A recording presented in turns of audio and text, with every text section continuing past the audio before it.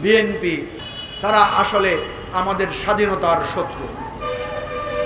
তারা আসলে আমাদের মুক্তিযুদ্ধ সাম্য মানবিক মর্যাদাকে লঙ্ঘন করতে চান। আমাদের লাল সবুজের পতাকা অর্জনের যে সংগ্রাম, সেই সংগ্রামের ইতিহাস স্মরণ করিয়ে দেয়। আপনাদের মনে হয়তো প্রশ্ন আছে যে বিএনপি তো বলছে যে তারা জুলাই সনদ অক্ষরে অক্ষরে বাস্তবায়ন করবে, তাহলে আমরা জুলাই সনদ নিয়ে এত চিন্তিত কেন? আমরা দেখছি বিএনপির কথা এবং কাজের কোনো মিল আমরা খুঁজে পাচ্ছি না, কোনো মিল নাই। তারা একদিকে বলছেন যে তারা জুলাই সনদ অক্ষরে অক্ষরে বাস্তবায়ন করবেন, আর আরেক দিকে তারা বলছেন জুলাই সনদ আদেশ যে দেওয়া হয়েছে সেটা নাকি অবৈধ, অসাংবিধানিক। আচ্ছা, জুলাই সনদ আদেশটা কে দিয়েছে? প্রেসিডেন্ট দিয়েছে। আমাদের সংবিধানে প্রেসিডেন্ট কি কোনো আদেশ দিতে পারেন? ওনারা বলছেন না, সংবিধানে প্রেসিডেন্ট আদেশ দিতে পারেন না। সংবিধানে 58 নং অনুচ্ছেদে বলা হয়েছে রাষ্ট্রপতি শুধু দুইটা কাজ পারেন। একটা হচ্ছে উনি প্রধান বিচারপতি নিয়োগ দিতে পারেন, আর উনি সংখ্যাগরিষ্ঠ দলের প্রধানকে প্রধানমন্ত্রী নিয়োগ দিতে পারেন। আর প্রত্যেক কাজে উনাকে প্রধানমন্ত্রীর পরামর্শক্রমে কাজ করতে হয়। প্রধানমন্ত্রীর পরামর্শ ছাড়া উনি ঘরের বাইরেও বেরোতে পারেন না, অনুমতি ছাড়া ঘরের বাইরেও যেতে পারেন না। তাহলে আপনারা বলেন, এই সরকারের পতনের সাথে সাথে 6ই আগস্ট বেগম খালেদা জিয়া উনি জেলখানায় বন্দী ছিলেন, ওনার বিরুদ্ধে আদালতের রায় ছিল। তো বেগম খালেদা জিয়াকে যে উনি মুক্তির আদেশ দিলেন, কার পরামর্শে দিয়েছেন? কোন প্রধানমন্ত্রী ছিল? প্রধানমন্ত্রী তো উড়াল দিয়ে দিল্লি চলে গেছেন। তাহলে উনি বেগম খালেদা জিয়াকে মুক্তির যে আদেশ দিয়েছেন, নির্দেশ দিয়েছেন, এটা কি সংবিধান সম্মত ছিল? এখন যদি সংবিধান পালন করতে হয়, সেটা তো আপনি পালন করতে পারবেন না, কারণ বেগম জিয়া তো এখন পৃথিবীতেই নাই, উনি বেহেশতবাসী হয়েছেন।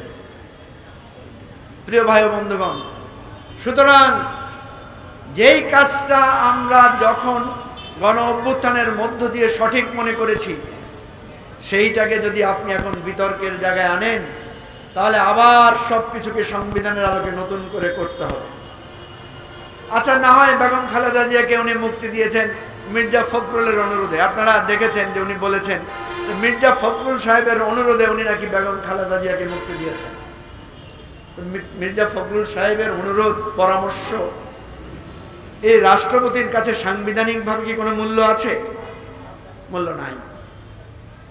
এরপরে উনি আরেকটা কাজ করেছেন, সেটা হচ্ছে উনি অ্যাটর্নি জেনারেল নিয়োগ দিয়েছেন। সেটা কার পরামর্শে নিয়োগ দিয়েছেন?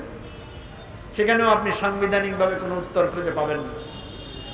এরপরে তিনি সুপ্রিম কোর্টের কাছে 106 অনুচ্ছেদ অনুসারে ডক্ট্রিন অফ নেসেসিটি প্রয়োগ করে মতামত চেয়েছেন।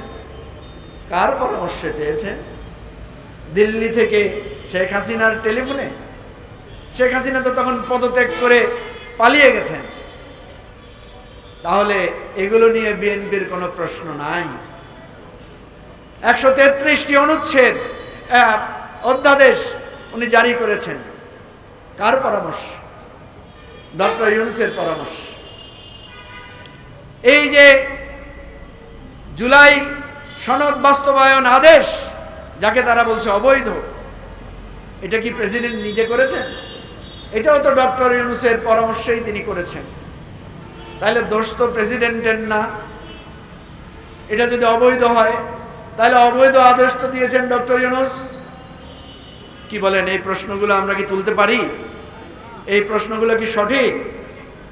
তাহলে তো এই প্রশ্নেরও জবাব আপনাদেরকে দিতে হবে। ডক্টর ইউনূস উনি কে? উনি কিভাবে বাংলাদেশের অন্তর্বর্তীকালীন সরকারের প্রধান হলেন? সংবিধানে তো কোনো অন্তর্বর্তীকালীন সরকার বলে কিছু নাই। প্রিয় ভাই ও বন্ধুগণ, এই সমস্ত প্রশ্ন যদি আপনি একটা তোলেন, একের পর এক প্রশ্ন তুলতে হবে। আপনি যদি বলেন গাছে আম কোত্থেকে আসলো, এরপরে প্রশ্ন আসবে গাছ থেকে, এরপরে প্রশ্ন আসবে গাছ কোত্থেকে আসলো, এরপরে আসবে মাটি থেকে, এরপরে প্রশ্ন তুলবেন মাটি কোত্থেকে আসলো। বলেন প্রশ্নের কি শেষ করা যাবে? যাবে না। সেই জন্য মাননীয় প্রধানমন্ত্রীর সাথে এবি পার্টির পক্ষ থেকে আমরা দেখা করেছিলাম, ওনাকে লিখিতভাবে একটা পরামর্শ প্রস্তাব দিয়েছিলাম, বলেছিলাম যে আপনি এই সমস্ত বিতর্কের মধ্যে না গিয়ে সমঝোতার মধ্যে দিয়ে বাংলাদেশ রাষ্ট্রকে এই সমস্যার সমাধান করেন। 5ই আগস্ট বাংলাদেশের মানুষ যখন রাস্তায় নেমে এসেছিল, তখন কিসের ভিত্তিতে এসেছিল? প্রিয় ভাই ও বন্ধুগণ, আপনারা জানেন আমাদের যে মুক্তিযুদ্ধ হয়েছিল, আমাদের যে স্বাধীনতার সংগ্রাম হয়েছিল, লড়াই হয়েছিল, সেই লড়াই পাকিস্তানের সংবিধান এবং পাকিস্তান রাষ্ট্রের বিরুদ্ধে দাঁড়িয়ে হয়েছিল। সেই যুদ্ধে যদি আমরা বিজয়ী না হতাম, তাহলে কি হতো? শেখ মুজিবুর রহমান, জিয়াউর রহমান থেকে শুরু করে সকল মুক্তিযোদ্ধাদের রাষ্ট্রদ্রোহিতা এবং সংবিধান লঙ্ঘনের অপরাধে তাদেরকে ফাঁসি কাস্টে ঝুলতে হতো। কি বলেন, ঠিক না? আজকে যদি জুলাই সনদ বাস্তবায়ন না হয়, জুলাই অভ্যুত্থান ব্যর্থতায় পর্যবসিত হবে। আপনারা যেভাবে বিতর্ক শুরু করেছেন, যেভাবে বৈধ অবৈধতার প্রশ্ন তুলছেন, ভাই রে ভাই, এই জুলাই অভ্যুত্থান যদি ব্যর্থ হয়ে যায়, বাংলাদেশে যদি আবার কোনো কারণে ওই আওয়ামী ফ্যাসিবাদের উত্থান ঘটে, আওয়ামী লীগ যদি ক্ষমতায় আসে, তারেক রহমান, শফিকুর রহমান, ডক্টর ইউনূস, নাহিদ ইসলাম সহ আমরা যত জুলাই অভ্যুত্থানের নেতাকর্মীরা আছি, প্রত্যেককেই বিচারের সম্মুখীন হতে হবে। কি বলেন, হতে হবে না? সুতরাং আমাদের মুক্তিযুদ্ধ যেমনি ভাবে পাকিস্তানের সংবিধান এবং রাষ্ট্রের অখণ্ডতাকে লঙ্ঘন করে জনজীবনের সংগ্রামের মধ্য দিয়ে প্রতিষ্ঠিত হয়েছে, জুলাই অভ্যুত্থান বাংলার মানুষের রক্তের বিনিময়ে, বাংলার মানুষের আকাঙ্ক্ষার মধ্য দিয়ে বাস্তবায়িত হয়েছে, বাস্তবতা সে হাজির হয়েছে। জুলাই সনদ হচ্ছে সেই অভ্যুত্থানের দলিল। জুলাই সনদ হচ্ছে বাংলাদেশের ৭১-এর মুক্তিযুদ্ধের বিজয়ের দলিল। কারণ জুলাই অভ্যুত্থানের সময় আমরা বলেছিলাম, লাখো শহীদের রক্তে কেনা দেশটা কারো বাপের না। লাখো শহীদের রক্ত ৭১-এর জীবন দিয়ে তৈরি হয়েছিল। জুলাই অভ্যুত্থানে আমাদের মাথায় বাংলাদেশের স্বাধীনতার পতাকা বেঁধে নিয়ে আমরা রাজপথে নেমেছিলাম। ওই লাল সবুজের পতাকা ১৯৭১ সালের মহান স্বাধীনতা যুদ্ধের মধ্য দিয়ে অর্জিত হয়েছিল।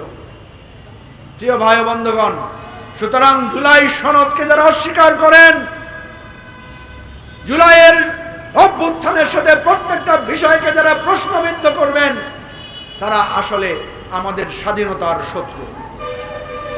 তারা আসলে আমাদের মুক্তিযুদ্ধ, সাম্য মানবিক মর্যাদাকে লঙ্ঘন করতে চান। আমি এখনো মনে করি না বিএনপি এটাকে লঙ্ঘন করতে চায়, কিন্তু একটার পর একটা প্যাচ তৈরি করছেন। আপনারা অঙ্গীকার করেছেন ৩১ দফা অঙ্গীকার, সেখানে বলেছিলেন কোনো দলীয়করণ হবে না। সেখানে আপনারা বলেছিলেন আপনাদের নির্বাচনী প্রতিশ্রুতিতে স্থানীয় সরকার ব্যবস্থায় আপনারা নিরপেক্ষ নির্বাচনের মধ্য দিয়ে করবেন, কোনো প্রশাসক নিয়োগ দিবেন না। এখন প্রত্যেকটা জায়গায় আপনারা প্রশাসক বসাচ্ছেন। তাহলে আপনাদের কথা এবং কাজের কি মিল আছে? আমরা কিন্তু আগেও আশঙ্কা করেছিলাম ক্ষমতায় গেলে আপনারা ভুলে যাবেন শেখ হাসিনার সাথে আমাদের কিসের দ্বন্দ্ব ছিল, শেখ হাসিনার সাথে আমাদের রাজনৈতিক লড়াই কি নিয়ে হয়েছিল, স্বাধীনতা, গণতন্ত্র এবং অধিকারের প্রশ্ন। সেই জন্য আমরা রাষ্ট্রকে, জনগণকে, নাগরিককে দুই ভাগে ভাগ করেছিলাম। আমরা স্লোগান তুলেছিলাম ক্ষমতা না জনতা, জনগণ বলেছিল জনতা জনতা। আজকে সেই স্লোগান আবার দিতে চাই, ক্ষমতা না জনতা, ক্ষমতা না জনতা। হে বিএনপির বন্ধুগণ এবং বিএনপির সাথে মেনন এবং ইনুকোটায় আশ্রয় পাওয়া আমাদের সে সকল বন্ধুগণ, আপনারা আজকে জনতা থেকে বিচ্ছিন্ন হয়ে ক্ষমতায় গিয়েছেন। আমরা ভেবেছিলাম আপনারা জনতার পক্ষ থেকে ক্ষমতায় গিয়েছেন, কিন্তু আমরা আশঙ্কা করছি, লক্ষ্য করছি, একের পর এক অনুভব করছি আপনারা ক্রমশ ক্ষমতার আচ্ছন্নে, ক্ষমতার মোহে আচ্ছন্ন হয়ে যাচ্ছেন। জনতার কথা ভুলে যাচ্ছেন, আবু সাইদের রক্ত ভুলে যাচ্ছেন, মুগ্ধর গুলি খাওয়া ওই পানি পানির আত্মচিৎকার ভুলে যাচ্ছেন। যদি ভুলে যান, আমরা বলছি আমরা ভুলবো না। আমরা আবু সাইদকে ভুলতে পারি না। আবু সাইদ এই প্রসারিত বক্ষের ওই রক্তের ফোঁটা ভুলতে পারি না। যুদ্ধের শহীদদেরকে যেমনি ভাবে ভুলতে পারি না ভাষা আন্দোলনের সালাম বরকত রফিক জব্বারকে। প্রিয় ভাই ও বন্ধুগণ, শেষ করছি সেই কথা বলে, ক্ষমতা না জনতার লড়াইয়ে বিএনপি যদি বলে তারা ক্ষমতার পক্ষে থাকবে, জনতার পক্ষে থাকবে না, আবার রাজপথে স্লোগান হবে, আবার আমরা সংগ্রাম করব, আবার গুলিবিদ্ধ শরীর নিয়ে জাতীয় পতাকা হাতে নিয়ে বলবো ক্ষমতা না জনতা, জনতা জনতা। সেই সংগ্রামের, সেই প্রতিশ্রুতির স্লোগান দিয়ে আজকের সমাবেশ শেষ করছি। খোদা হাফেজ। বাংলাদেশ জিন্দাবাদ। আমার বাংলাদেশ পার্টি জিন্দাবাদ। এখন আমরা রাজপথে প্রতিবাদী।